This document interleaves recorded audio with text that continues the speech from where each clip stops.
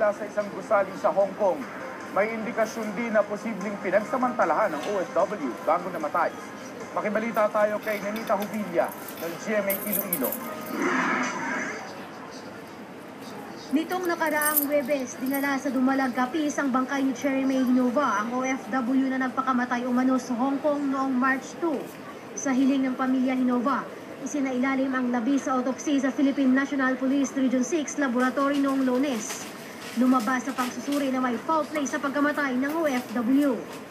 Hindi aksidente nga pagkaulog ya kay ang konbasiya naton sa iya injury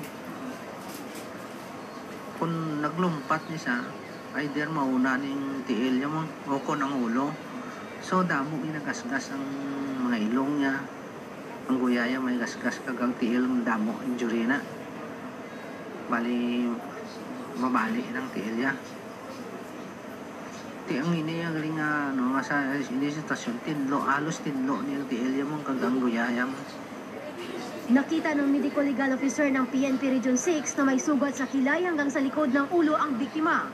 May mga nakita ring pasa at sugat sa baywang niya na posible umanong sanhi ng paghampas ng matigas na bagay. Kagang significant pag hindi nga findings today nga may gingamit na sa siguro ang iyang ginatao na siguro gingamit na sa few hours or 1 day, within 1 day lang antes siya mapatay. Posible rin daw na tinulak si Cherry May base sa mga tinamo nitong sugat sa likod. Salungat ito sa unang report na nilabas ng Hong Kong Police na tumalon daw si Cherry May mula sa ika-12 palapag ng tinitirhang gusali. Ayon naman sa opisina ng Overseas Workers Welfare Administration sa Hong Kong, aabuti ng 2 buwan bago ilabas ang resulta ng sariling post-mortem examination ng Hong Kong Police. Oras na makakuha ng kopya, ipapadala ng OWA Region 6 ang resulta ng autopsy sa ginawa ng PNP sa Hong Kong Police. Patuloy ang pag-apila sa gobyerno ng pamilya Hinova na tulungan silang mabigyan ng katarungan ng pagkamatay ni Cherry May.